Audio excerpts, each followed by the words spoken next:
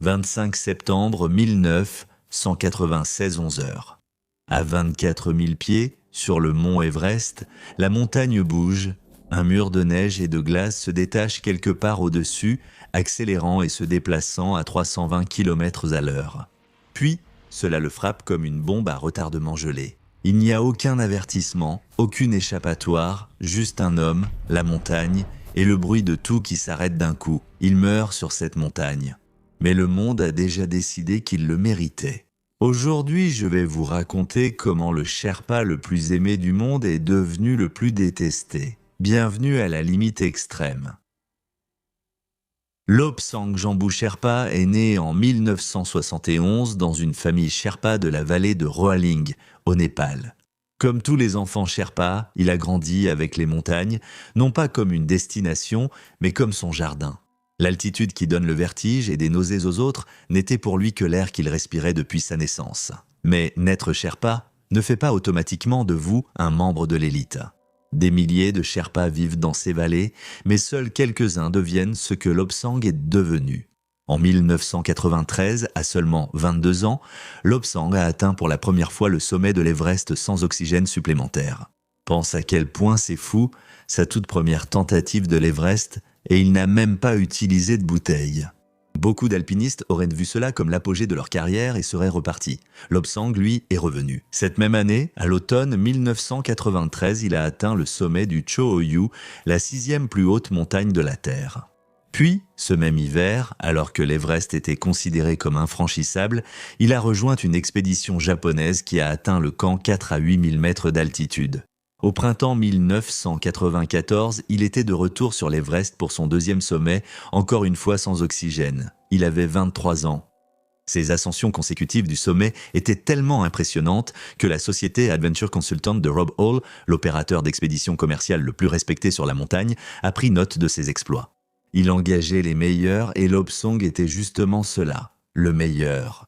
Lobsang a atteint le sommet de l'Everest l'année suivante avec Hall en 1995 pour la 3e fois. Encore une fois, sans oxygène au Népal. Ses exploits ont fait de lui une légende.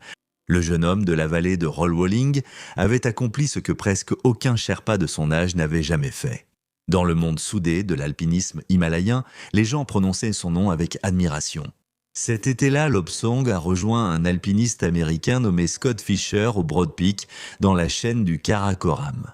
Et quelque part sur cette montagne, entre l'épuisement partagé, l'air raréfié et la confiance qui n'existe qu'entre des personnes qui se sont sauvées mutuellement la vie, Fischer et Lobsang sont devenus bien plus qu'un employeur et son employé. Ainsi, pour la saison 1996, Scott Fischer, l'un des alpinistes d'altitude les plus chevronnés au monde et chef de l'équipe d'escalade Mountain Madness, lui a donné le titre de Sirdar. Pour l'expédition de son équipe, le Sirdar est le poste le plus élevé qu'un Sherpa puisse occuper lors d'une expédition. Il est responsable de tous les autres Sherpas, de chaque corde fixée, de chaque camp construit, de chaque charge transportée, de chaque vie protégée.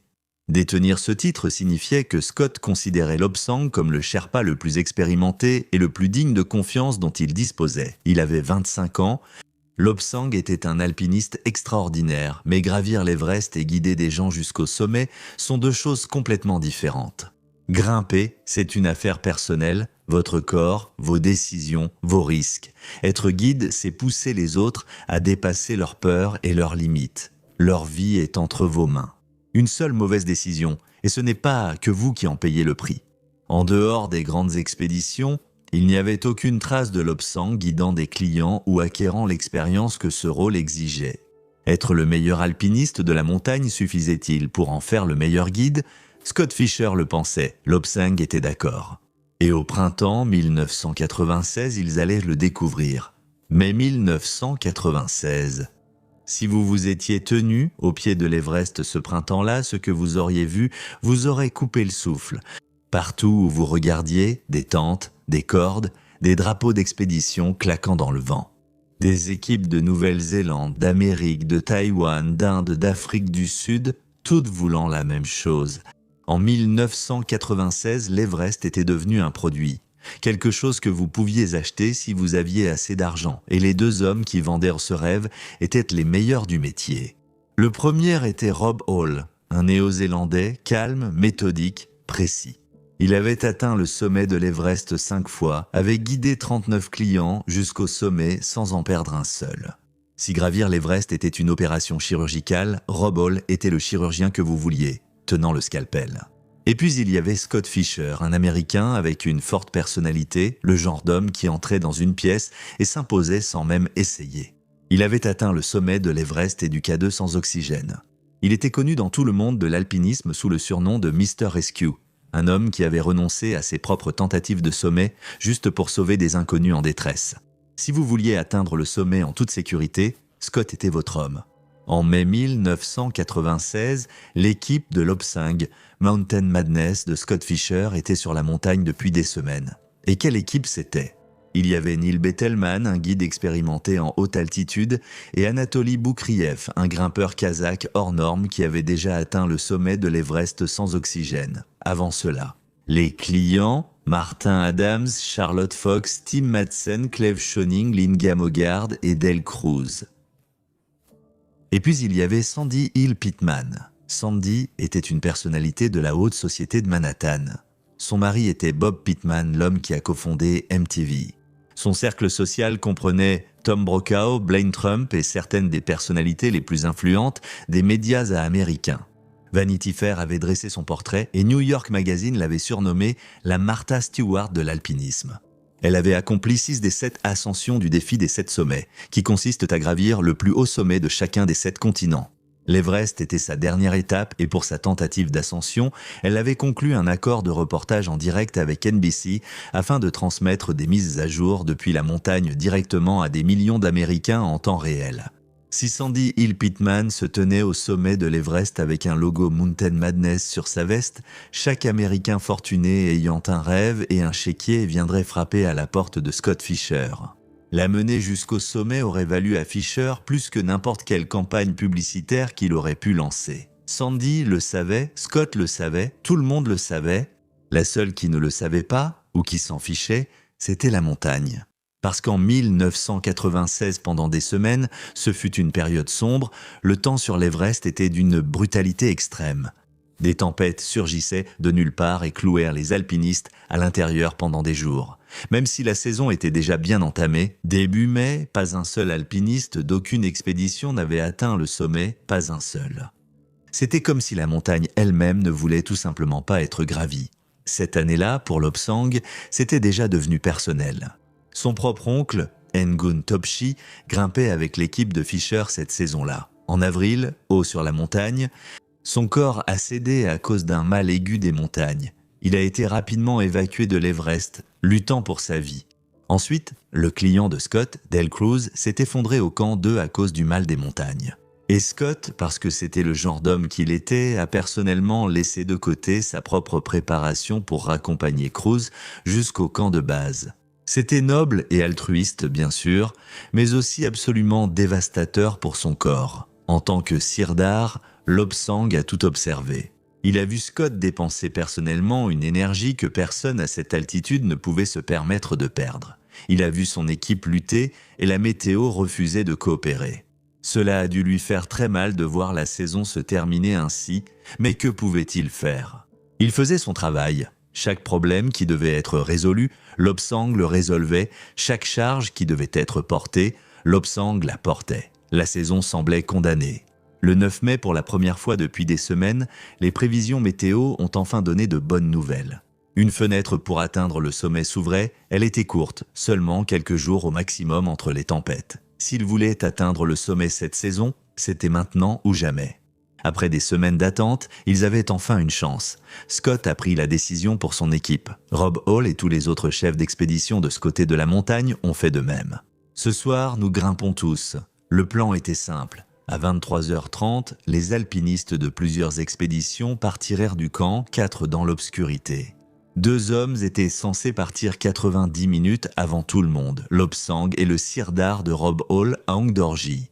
Ils devaient devancer le groupe et installer les cordes. D'abord sur les pentes supérieures de la montagne, au-dessus du balcon à 8400 mètres, puis au ressaut Hillary à 8500 mètres, Ces cordes faisaient la différence entre des alpinistes avançant rapidement vers le sommet et des alpinistes immobilisés sur la section la plus exposée de l'Everest. Et lors d'une ascension comme celle-ci, où le temps était primordial, elles étaient d'une importance capitale. Parce que ce jour de sommet en 1996, Scott Fischer et Rob Hall avaient tous deux fixé une heure limite stricte de demi-tour à 14 heures pour leur équipe. La raison en était simple. Mathématique de l'Everest. Si vous ne redescendez pas avant 14 heures, vous ne reviendrez pas au camp 4 avant la tombée de la nuit et descendre l'Everest dans l'obscurité, c'est tout simplement signer son arrêt de mort. Il n'y avait aucune marge d'erreur ce jour-là. Mais avant que tout cela ne puisse arriver, Lobsang avait autre chose à gérer. D'abord, la veille de l'ascension finale, Lobsang a transporté 36 kilos d'équipement du camp 3 au camp 4. De l'équipement comme le téléphone satellite de l'équipe, des bouteilles d'oxygène et du matériel personnel appartenant aux autres membres. Le genre de charge qui permet à une expédition de survivre en altitude. C'était son travail en tant que sirdar, mais porter 36 kilos à 8000 mètres d'altitude a un lourd impact sur n'importe qui, même un Sherpa d'élite comme Lobsang. À ces altitudes, votre corps ne reçoit qu'environ un tiers de l'oxygène qu'il obtient au niveau de la mer, ce qui signifie que vos muscles travaillent 3 fois plus pour faire la même chose. Donc, cette charge de 36 kilos semblait physiologiquement plus proche de 110 kilos. C'est comme attacher 3 hommes adultes de gabarit moyen sur votre dos tout en grimpant 730 mètres de dénivelé. Lorsque Lobsang est finalement arrivé à son camp 4 ce soir-là, son corps était épuisé. Les membres de l'expédition l'ont vu en train de vomir. Dans quelques heures, 33 alpinistes allaient tenter d'atteindre le sommet. Lobsang était censé avoir 90 minutes d'avance sur eux, comme promis, mais ce n'était pas le cas. À 23h30, le 9 mai, les alpinistes sont partis du camp 4 dans l'obscurité et le Sherpa Lobsang était parmi eux, pas devant, parmi eux. Et quelque part dans cette obscurité en montant, Lobsang a pris une décision qui le suivrait pour le reste de sa vie. L'un des membres de l'équipe avait du mal et prenait du retard, luttant à chaque pas. Et Lobsang a fait ce que font les Sherpas, il l'a aidé. Il a attaché une corde courte entre lui et l'alpiniste en difficulté et a commencé à le tirer vers le haut de la montagne. Cet alpiniste, c'était Sandy Hill Pittman. La technique de la corde courte est une méthode standard utilisée par les guides. Vous vous attachez à un client en difficulté et vous avancez ensemble, le guide absorbant une partie du poids et de l'élan du client. Au niveau de la mer, ce n'est pas aussi difficile, mais à 8000 mètres d'altitude, c'est une tâche incroyablement difficile. À chaque pas qu'il faisait en tirant Sandy Pittman, il prenait de plus en plus de retard par rapport à l'endroit où il était censé être. Et tout cela avec un corps déjà à bout de force après avoir porté une charge de 110 kilos. La veille, tout le stress l'avait rattrapé. À 8400 mètres juste au-dessus du balcon, Neil Beetleman a trouvé Lobsang en train de vomir sur la pente. Encore une fois, avec Sandy à ses côtés, il était physiquement épuisé. Il avait tracté Sandy pendant des heures et n'avait plus aucune énergie. Neil a fouillé dans le sac de Lobsang et a sorti le sac de cordes. Lui et les autres Sherpas ont continué à avancer pour fixer les cordes vers le sommet sud, mais les dégâts étaient déjà faits. Hank Dorji, de l'expédition de Rob Hall, attendait Lobsang au balcon depuis plus d'1 heure. Il ne voulait pas fixer les cordes seul, alors il a attendu. Et pendant qu'il attendait, 33 alpinistes se sont entassés derrière lui, sur la section la plus exposée de l'Everest. C'est 1 heure de perdu lors d'une tentative de sommet, quand le temps comptait plus que tout. Plus haut sur la montagne, au ressaut Hillary, à environ 8500 mètres d'altitude, les cordes n'étaient pas non plus fixées là-bas. Encore une attente, les guides auraient déjà dû agir depuis des heures. Il était 14 heures, l'heure limite pour faire demi-tour était dépassée. Les premiers alpinistes n'avaient pas encore atteint le sommet et des grimpeurs montaient encore. Scott Fischer lui-même n'a atteint le sommet qu'à 15h45. Presque 2 heures après, la limite qu'il s'était fixée. Pendant ce temps, Lobsang continuait d'avancer. Il était épuisé, mais il avançait. Il a atteint le sommet. C'était sa 4e ascension de l'Everest sans oxygène. Épuisé, meurtri et responsable d'environ 8 clients. Mais il l'a fait, un exploit incroyable. Mais cette fois, il n'y a pas eu de célébration. Parce que Lobsang a regardé en bas depuis ce sommet et ce qu'il a vu était le pire cauchemar de tout alpiniste d'altitude. Le ciel au sud n'était plus bleu, c'était un mur sombre, tourbillonnant, mouvant de nuages. Et le vent dévore tout sur son passage et arrive rapidement. C'était une tempête de l'Everest et Lobsang savait que cela signifiait la mort si elle le surprenait au sommet, alors il fit demi-tour et commença à descendre rapidement. En dessous de lui, la montagne était déjà en train de s'effondrer. La tempête a frappé la montagne comme un train de marchandises. Des vents atteignant 108 km/h ont balayé la montagne. Les températures sont descendues en dessous de zéro au col sud, à environ 8000 mètres d'altitude. 12 alpinistes de plusieurs expéditions, y compris des clients de Lobsang, sont devenus complètement désorientés dans le jour blanc. Charlotte Fox, Tim Madsen et Sandy Pittman s'étaient complètement effondrés. Les autres alpinistes erraient en cercle, désorientés, à moins de 30 mètres du bord d'une chute de 3600 mètres vers le Tibet. Rob Hall était bloqué au-dessus de la marche Hillary à 8800 mètres avec un client qui ne pouvait plus bouger. Anatoly, son collègue guide, était déjà descendu au camp 4, laissant les alpinistes bloqués sans guide sur la montagne. C'était dans ce monde chaotique et désordonné qu'il descendait. Mais Lobsang ne savait encore rien de tout cela, car en descendant vers 8400 mètres d'altitude, il a vu quelque chose qui l'a fait s'arrêter. Sous le choc, Scott Fischer glissait sur la montagne sur les fesses, à peine conscient, à peine maître de lui.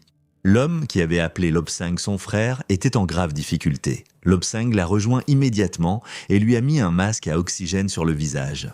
Et dans un bref moment de lucidité, Scott leva les yeux et dit quelque chose qui figea Lobsang sur place. « Je suis très malade, trop malade pour redescendre. Je vais sauter. » Ce qui arrivait à Scott, sur le plan physiologique, était dévastateur. Ses poumons étaient remplis de liquide à cause du mal d'altitude. La maladie faisait enfler son cerveau à l'intérieur de son crâne. Son corps s'arrêtait organe par organe. Les délires, l'envie de sauter, étaient dus à un dysfonctionnement de son cerveau. Il avait atteint sa limite en tant qu'alpiniste au pire moment possible. Lobsang attrapa Scott et l'attacha à une corde sur cette corniche. S'il ne l'avait pas fait, Scott allait faire un pas dans le vide. Ils étaient à 8400 mètres dans la zone de la mort, sans abri et sans aucune aide en vue. La tempête se formait autour d'eux et Lobsang s'est assis à côté d'un homme qu'il ne pouvait pas porter et qu'il ne voulait pas abandonner. Scott n'arrêtait pas de lui dire « Lobsang, descends ». Lobsang refusait sans cesse. Pendant plus d'une heure, ils sont restés là, assis ensemble sur cette corniche. Le vent se levait, le froid s'intensifiait et le corps de Lobsang était à bout de toutes ses réserves. Et puis Scott lui a demandé une fois de plus « Descends, envoie Anatoly ici ». Cette fois, Lobsang a écouté parce qu'il avait fait tout ce qu'il pouvait. Il a mis Scott aussi à l'aise que possible. Sur cette corniche, il a regardé l'homme qu'il avait appelé son frère, puis il s'est retourné et est descendu seul dans la tempête. Il a été la dernière personne à voir Scott Fischer vivant. Lobsang est revenu seul au camp 4 cette nuit-là. Physiquement, il était détruit, émotionnellement, il était anéanti. Il était resté dans la zone de la mort pendant plus d'une heure, à côté d'un homme qu'il appelait frère, le regardant s'éteindre. Mais la nuit n'était pas terminée.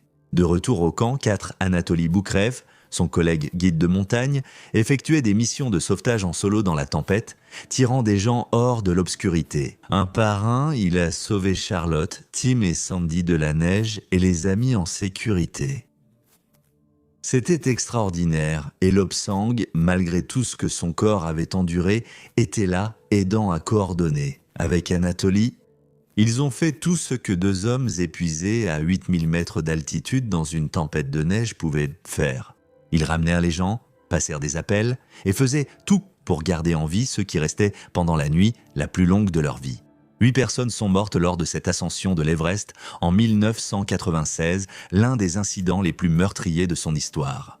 Et lorsque les survivants sont finalement revenus au camp de base, brisés, atteints de gelures et à peine vivants, le monde cherchait déjà à savoir qui était responsable. L'histoire de ce qui s'est passé le 10 mai 1996 allait forcément être racontée.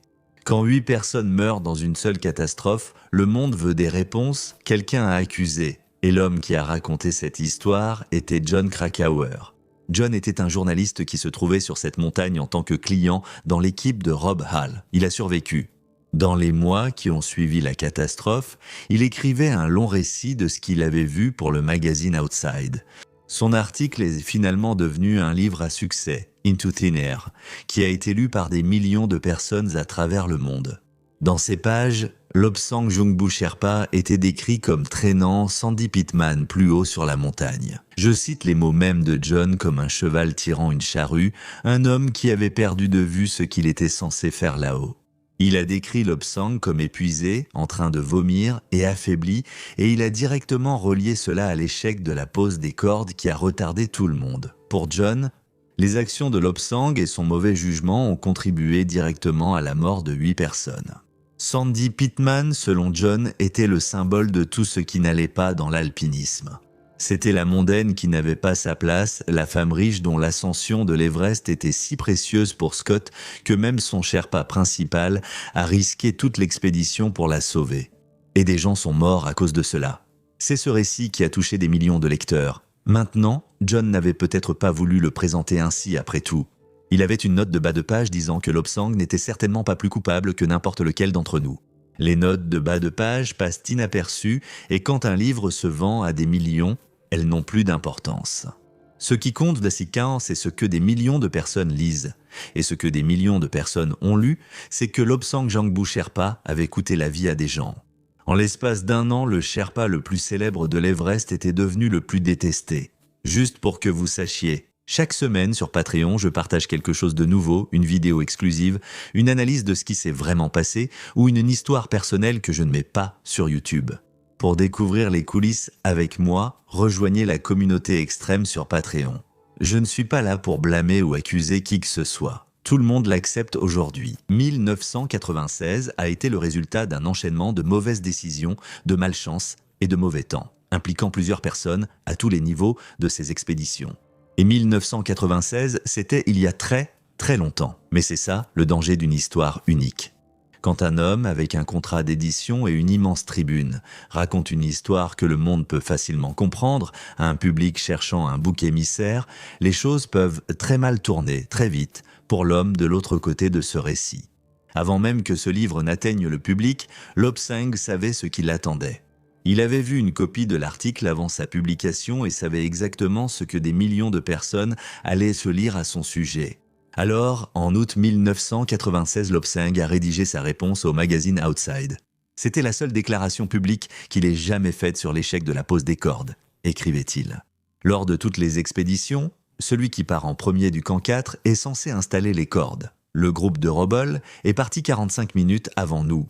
Dans mon groupe, il y avait 2 guides qui étaient payés beaucoup plus que moi, et ces guides forts et professionnels sont restés assis. Attendre que les Sherpas ou moi venions installer les cordes semble ridicule. À propos de ces vomissements, que John avait qualifiés de signe de sa dégradation, il a dit « J'ai dépassé les 26 000 pieds de nombreuses fois, et à chaque fois je vomis. C'est juste quelque chose que je fais, ça ne veut rien dire. Je l'ai fait lors de toutes les expéditions réussies, que je sois en tête ou que je suive. » À propos de la décision controversée d'utiliser une corde courte, il a écrit « Scott Fisher ne m'a pas donné d'ordre, et Sandy Pitman ne m'a pas proposé de prime en argent pour l'assurer en corde courte. J'ai pris la décision d'utiliser la corde courte pour tout membre de l'équipe qui avait des difficultés. C'était pour m'assurer que tous les membres du groupe auraient une bonne chance d'atteindre le sommet.